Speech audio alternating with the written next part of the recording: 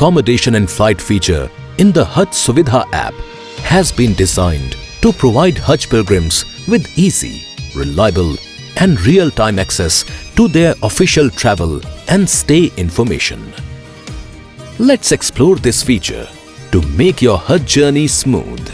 Once you log into Hajj Suvidha app as pilgrim, you will see the accommodation and flight details option on the home screen. Tap here. You can check pilgrim information such as pilgrim ID, name, age, gender.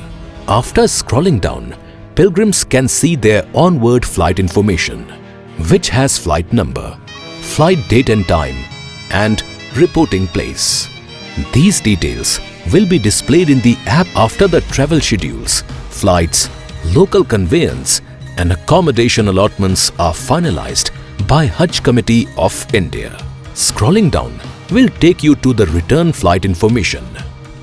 At the bottom of the page, you'll find the accommodation information section city-wise, where you can check your building name, address, room details, and contact information. You can also use this information to navigate to your accommodation location. All important details are conveniently available in one place. For your hassle-free Hajj journey, for every pilgrim, at every moment, Government of India stands with you.